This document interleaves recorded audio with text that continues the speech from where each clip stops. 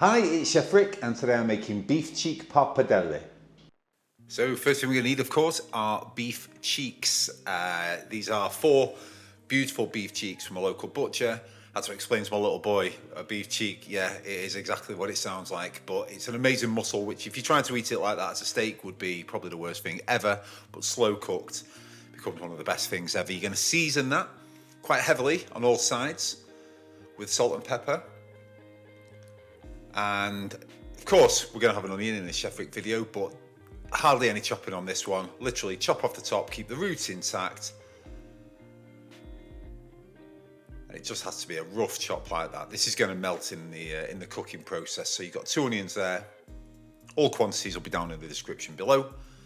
And got 3 cloves of garlic, 4 little cloves of garlic. Again, just top and tail them. Remove the skin just by flattening it with your back of your hand or a knife. And that'll do. That's your garlic, that's all going to melt in the pan. So, into a heavy bottomed casserole pan, something that can go in an oven, a nice glug of olive oil, get that nice and hot. And then you're just going to put the cheeks in, just so they get some colour on them. Literally 2 minutes or so. Get some colour on them on all sides. You want little bits to stick to the bottom of the pan. Take out the cheeks, let them sit just for a second whilst you put in the onion, the garlic, and a couple of bay leaves. And again, you want to scrape up anything that's on the bottom there. Not much really stuck to this pan, but yeah, you want to get those onions cooking for probably around about 5 minutes. Let them have a couple of minutes before you add the garlic and the bay leaves. Give everything a good stir around.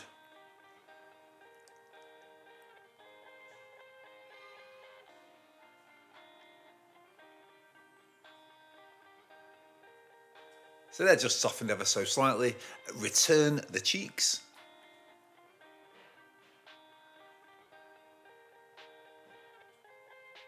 And we're going to add red wine, good quality red wine.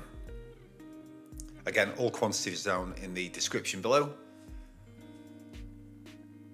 Some chopped tomatoes, a can of chopped tomatoes. I'm not sponsored by Mutti tomatoes. I wish I was. I honestly think they're the best ever. If you can find them, get them. And beef stock. And give this all a good season. Just mixing it around ever so slightly there. Yeah, season it with salt and pepper.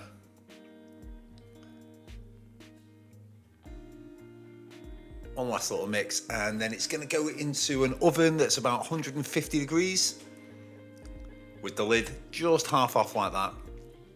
Well, half off, you know what I mean, with a little gap into that oven. Now, this is at about 4 hours. And look, you can see it's just starting to break apart. It's just starting to fall apart here, the meat.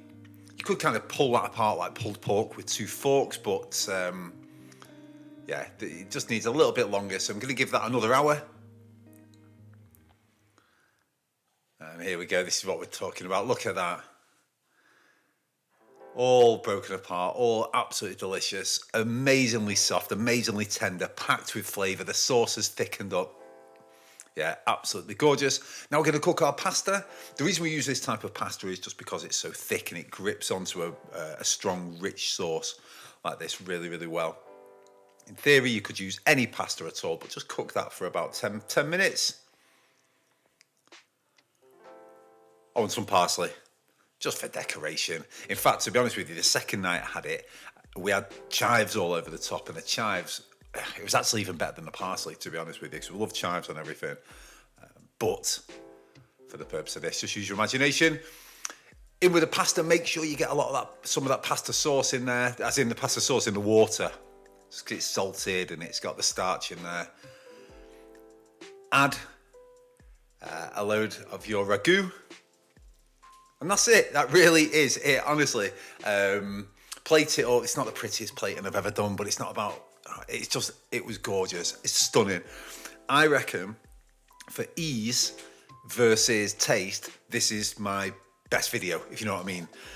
It's the most delicious thing for the simplicity of it. So yeah, get good quality ingredients. There's hardly any in there. Let it cook all day long, and that's an amazing dish.